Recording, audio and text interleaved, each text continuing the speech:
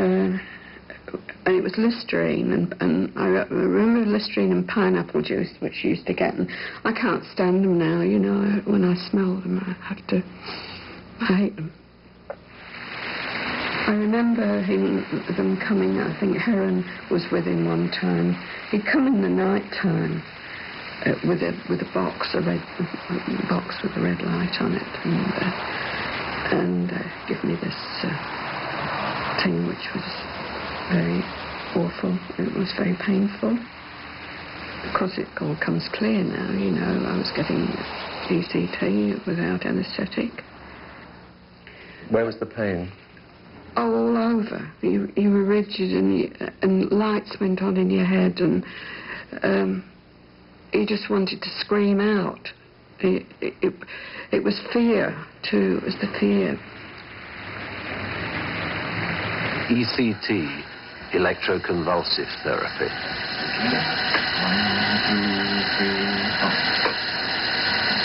110 volts for 3 seconds through the frontal lobes of the brain.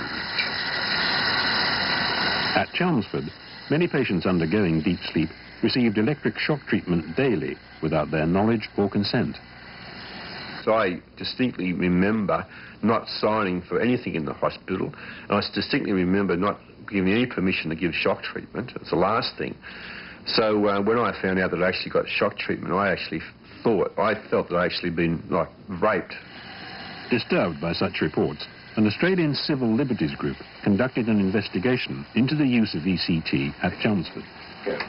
Our research was that it was a criminal assault that was occurring because patients could actually remember having electric shock treatment, undergoing deep sleep treatment.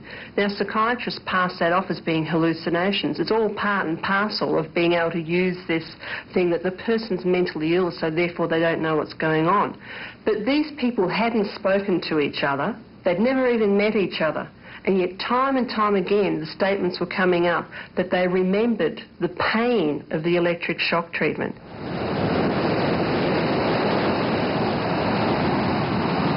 It was not only disturbingly easy to get into Chelmsford, but as another patient, Wayne Wishy, found, it could be extremely difficult to get out. My husband always visited me every day if I was in hospital. He heard gurgling sounds from behind a screen, and Dr. Heron walked out past him. He'd apparently finished giving me electric shock treatment, which my husband didn't know I was having, and he would have stopped it. And anyhow, he poked his head around the screen and found it was me gurgling, and I had blood coming from my mouth and nose. And he was horrified, and Sister rebuked him and said he had no rights to be there. And he said, well, that's your opinion. And he then made his mind up that he wanted me out, and he told them he wanted me to leave, and they said, well, you can't take your wife out unless you've paid the bill. Now, we were very young, and we had already paid out massive amounts of money. And he said, I don't have that sort of money. And they said, well, you can't take your wife. He was so distressed that he rang my parents, and for the first and only time in our lives, he asked them could they loan him the money to take me from this dreadful place. So my mum had to get a taxi to the bank, draw the money out, and get a taxi to Chelmsford to give him X amount of pounds. I can't recall the amount now. It was quite a large amount, which they took gleefully, because we found out later that that's really what the bottom line was. And then, once I was paid for, so to speak, I was allowed to leave. Deep sleep was undoubtedly a cheap option. An investigation of Dr. Bailey's accounts shows that he maintained a healthy bank balance at the expense of his suffering patients.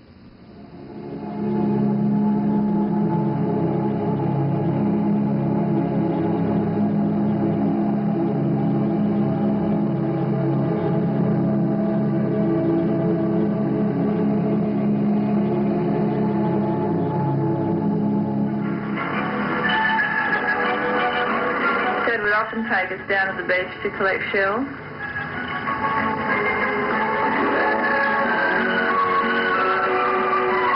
Jane and I got on fabulously when we were young. He was an 18-year-old kid making a fast buck. He was caught with about 250 LSD tabs on him. The solicitor that my father got, Levi, said, well, this is it. You can either go to jail for 10 years or you can agree to undergo psychiatric treatment. And of course we thought psychiatric treatment was lying on a couch and looking at ink blots.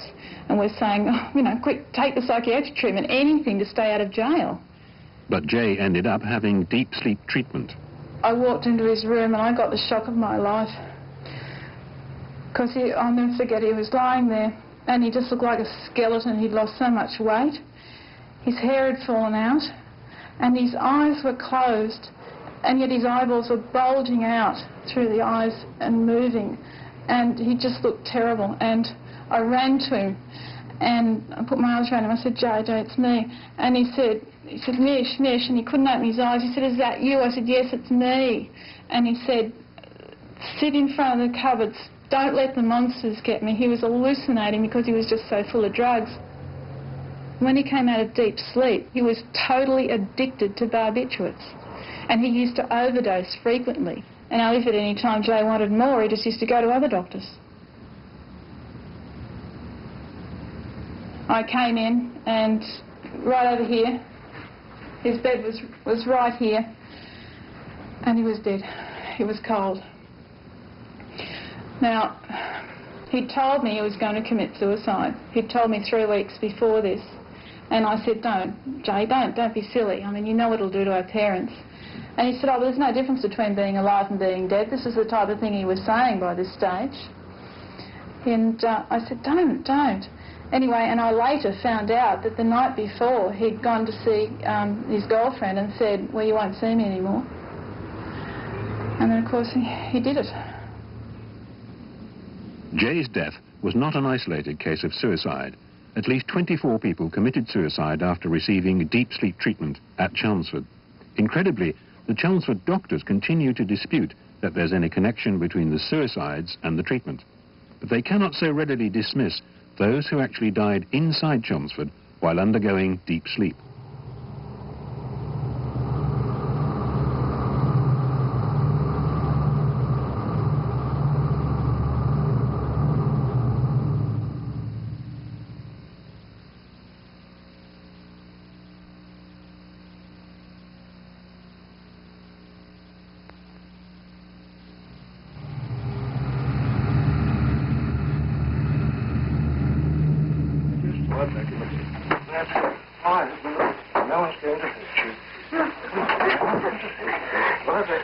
This is the only known film of Dr. Bailey at work in Chelmsford Hospital. Just lie back. No one's going to hurt you, Margaret. Everything's all right. Won't hurt you.